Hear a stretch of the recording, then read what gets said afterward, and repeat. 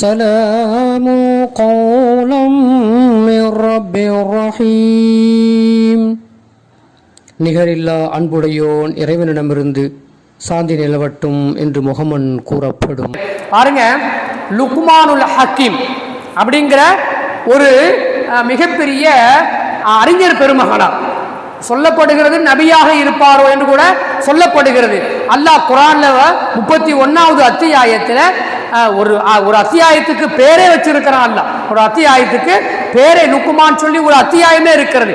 அந்த 31வது அத்தியாயத்தில் 13 to 19 வரை உள்ள அந்த வசனங்களிலே தன்னுடைய மகனுக்கு, சிறிய பிள்ளைக்கு, லுக்மான் அலைஹிஸ்ஸலாம் அவங்க தன்னுடைய பிள்ளைக்கு அந்த பாடம் படித்ததை சொல்லிக் கொடுத்த செய்திகளை அல்லாஹ் குர்ஆனிலே சொல்லுகிறான். பாருங்க, அதே போன்றுதான் அல்லாஹ் எதுக்கு குர்ஆன்ல சொல்றான், அது போன்று உங்களது பிள்ளைகளுக்கும் நீங்கள் அந்த பருவத்திலே பாடம் படித்துக் கொடுங்கள், சொல்லிக் கொடுங்கள். எவையெல்லாம் சொல்லிக் கொடுக்கப்பட வேண்டும் என்பதை அந்த அறிஞர் பெருமகனார் வாயிலாக அல்லது அந்த நபியின் வாயிலாக அல்லாஹ் தெளிவுபடுத்தி காட்டுகிற செய்தியாக பார்க்கிறோம். சொல்றாங்க பாருங்க, யா புனைய லா துஷ்ரிக் பில்லாஹ். ஒரு வசனத்தினுடைய இடையில சொல்லப்படுகிற ஒரு வார்த்தை சொல்றேன் நானு. யா புனைய, என்னுடைய சிறிய பிள்ளையே. லுக்மான் அலைஹிஸ்ஸலாம் அவங்க சொல்றாங்க தன்னுடைய மகனுக்கு, சிறிய மகனுக்கு சொல்றாங்க, என்னுடைய சிறிய மகனாரே, நான் உனக்கு ஒரு செய்தியை சொல்லுகிறேன். லா துஷ்ரிக் பில்லாஹ், அல்லாஹ்வுக்கு எதையும் நீ இணை வைத்து விடாதே. எந்த வயசுலங்க? சின்ன பருவத்திலேயே, 7 வயதிலேயே அல்லாஹ்வுக்கு இணை வைக்கிற விஷயத்தை, அது தப்பு என்பதை உணர்த்தி காட்ட வேண்டும், அது பாவம் என்பதை சொல்லிக் கொடுக்க வேண்டும் என்பதை லுக்மான் அலைஹிஸ்ஸலாம் அவங்க சொல்லிக் கொடுத்த செய்தி அல்லாஹ் சொல்றான். சொல்லிட்டு இன்னும் அல்லாஹ் சொல்றான், இன்ன ஷிர்க லஸுல்முன் அதீம்.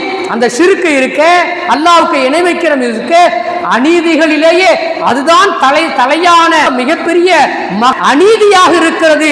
எனவே அந்த அநீதியை என்னுடைய பிள்ளையாக இருக்கக்கூடிய என்னுடைய மகனே நீ செய்து விடாதே, ஷிர்க்கை விட்டும் தவிர்ந்து கொள். சின்ன பிள்ளைக்கு போய் எப்படி சொல்றதுன்னு நம்ம நினைப்போம்.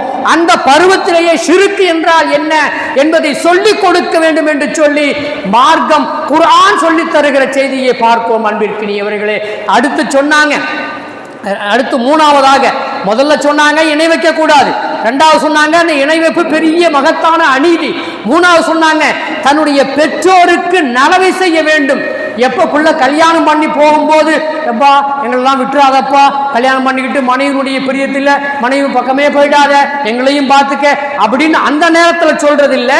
வளருகிற அந்த பருவத்திலேயே பெற்றோர்கள்னா யாரு, பெற்றோர்களுடைய கடமை என்ன, அவர்களுக்கு ஆற்ற வேண்டிய செய்திகள் என்ன, எப்படி மரியாதை கொடுக்க வேண்டும் என்கிற விஷயத்தை எல்லாம் அந்த சிறு பிராயத்திலேயே, வளர்கிற அந்த பிராயத்திலேயே, அறிவு கொஞ்சம் முதிர்ச்சி அடைந்திருக்கிற அந்த 7 வயதிலேயே என்ன செய்யுங்கன்னு சொன்னா சொல்லிக் கொடுங்கள் என்று மார்க்கம் சொல்லுகிறது.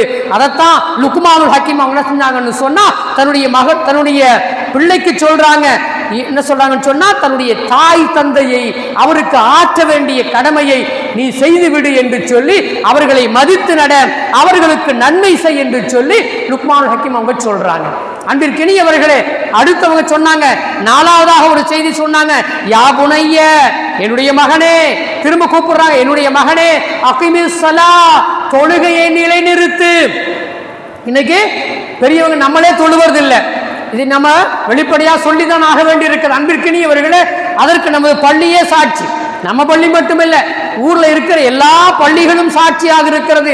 நாமே தொழுவதில்லை, நம்ம பிள்ளைக்கு எப்படி சொல்லுவோம்? லுக்மான் ஹக்கீம் அவங்க சொல்றாங்க, பிள்ளைக்கு நீங்கள் தொழுகையை சொல்லிக் கொடுங்கள். யா புனைய அகிமிஸ் ஸலா, தொழுகை, நீ தொழுகையை நிலைநிறுத்து என்று லுக்மான் ஹக்கீம் சொன்னாங்கன்னு சொன்னா, அந்த சிறு பிராயத்திலேயே தொழுவது கடமையாக இருக்கிறது என்று உணர்த்தி காட்டக்கூடிய செய்தியாக பார்ப்போம். அன்பிற்கினியவர்களே, இன்னும் சொன்னாங்க, 5வதாக சொன்னாங்க, வஅமுர் பில் மஅரூஃப், நல்லதை நீ சொல்லிக் கொண்டே. எந்த வயசுல? சின்ன பிராயம். உனக்கு தெரிந்த நலவுகள் ஏதாவது ஒன்று இருக்குன்னு சொன்னா அந்த நலவை நீ இன்னொருத்தருக்கு போய் சொல்லு. உனக்கு தெரிந்த நல்ல விஷயங்களை இன்னொருத்தருக்கு என்ன செய்யணும்னு சொன்னா வஅமுர் பில் மஅரூஃப், நல்ல விஷயத்தை நீ போய் எத்தி வச்சிரு, உனக்கு மட்டுமே வச்சுக்காத, நீ அடுத்தவங்களுக்கும் அதை போய் சொல்லுன்னு சொல்லி லுக்மானுல் ஹக்கீம் தன்னுடைய மகனுக்கு சொன்னதை வல்ல ரஹ்மான் தன் திருமறையிலே சொல்லி தருகிறான். இன்னும் சொன்னாங்க, வன்ஹ அனில் முன்கர், ஏதாவது தீயது நீ மட்டும் தவிர்த்து கொள்ளாதே, அடுத்தவர்கள் தவறு செய்கிறார்கள் என்று சொன்னால் அதை நீ பார்க்கிறாய், நான் சின்ன பிள்ளையாச்சே, நான் போய் எப்படி தடுக்கிறது என்று நீ இருந்து விடாதே. தீயது செய்வார்கள் என்று சொன்னால் அது தீயது என்பதை அவர்களுக்கு உணர்த்து அதை தடுப்பதற்கான முயற்சியை செய் என்று சொல்லி இந்த சின்ன பிள்ளைக்கு லுக்மானுல் ஹக்கீம் சொன்னா சொல்லி தருகிற செய்தியாக பார்க்கிறோம். இன்னும் சொன்னாங்க, அப்படி நீ தொழுகையை நிலைநிறுத்துகிற பொழுது, நல்லதை சொல்லுகிற பொழுது, தீயதை தடுக்கிற பொழுது உனக்கு எதிர்ப்புகள் வரும், உனக்கு எதிர்ப்புகள் வரும், சோதனைகள் வரும். அந்த நேரத்தில் ஏற்படக்கூடிய அந்த சோதனையின் மீது, அந்த பிரச்சனைகளின் மீது நீ என்ன அப்படி பிரச்சனை வந்துருச்சேன்னு சொல்லி நினைச்சு விட்டுட்டு போயிடாம பொறுமையை மேற்கொண்டு தொடர்ந்து அந்த பணியை செய்து கொண்டே இரு என்று சொல்லி பெரும் அந்த லுக்மானுல் ஹக்கீம் சொன்னா 7வதாக ஒரு செய்தியை தன்னுடைய மகனுக்கு சொல்லித் தருகிற செய்தியாக பார்க்கிறோம். அன்பிற்கினியவர்களே, இன்னும் சொன்னாங்க அன்பிற்கினியவர்களே, நீ கர்வத்தோடு மனிதர்களை விட்டு உன்னுடைய முகத்தை நீ திருப்பிக் கொண்டு போகாதே. எல்லாத்திலும் அன்போடு பழகு. உன்னுடைய முகத்தை நீ திருப்பிக் கொண்டு போகாதே. ஜனங்களை விட்டும் உன்னுடைய முகத்தை நீ திருப்பிக் கொண்டு போக வேண்டாம். ஜனங்களோடு இணைந்து பிணைந்து இருப்பதற்கான முயற்சிகளை செய் என்று சொல்லி எப்ப சொல்லி தர்றாங்க? பிள்ளைக்கு அந்த பருவத்திலேயே சொல்ல வேண்டும். யார் சொல்ல வேண்டும்? பெற்றோர்கள் சொல்ல வேண்டும் என்பதை வல்ல ரஹ்மான் இந்த நிகழ்வின் மூலமாக நமக்கு சொல்லித் தருகிற செய்திகளாக பார்க்கிறோம். அன்பிற்கினியவர்களே, இன்னும் லுக்மானுல் ஹக்கீம் அவங்க சொன்னாங்க,